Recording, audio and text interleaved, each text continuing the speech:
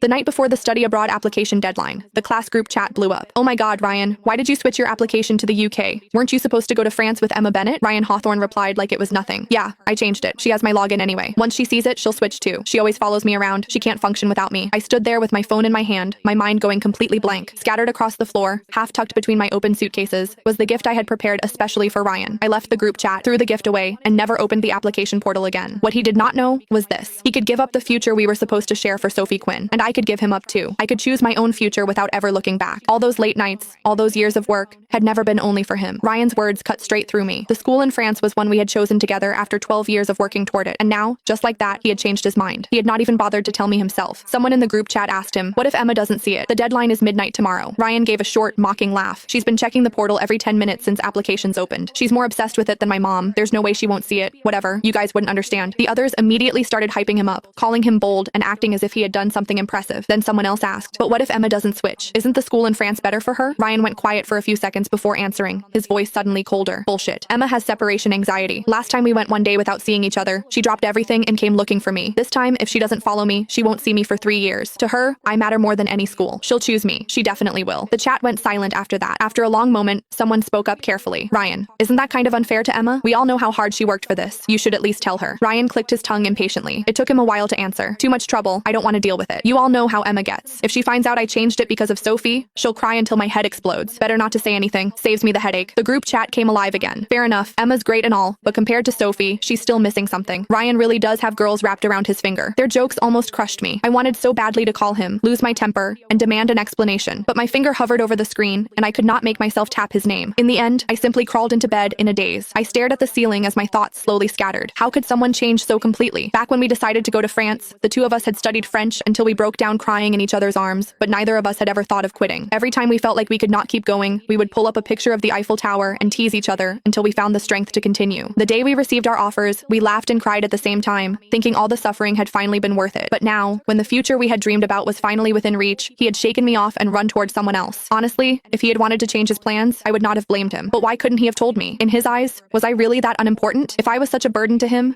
then what was the promise he had made when he proposed to me so carefully that night? Had the hour been too late, the lights too dim, for him to know who was standing in front of him? I wrapped my arms tightly around myself, hid in the dark, and sobbed without holding back. The truth was, I could live without him. I did not have separation anxiety at all. Ever since we were children, whenever he and I chose different schools or different classes, he would become moody for no clear reason. He only calmed down after seeing me, so I had kept walking steadily along my own path while bringing him with me. Ryan was right about one thing. I had always included him in the future I imagined for myself. When it did not harm my own prospects, I was willing to pay the price for loving him. But that did not mean I would keep compromising for him without limits. I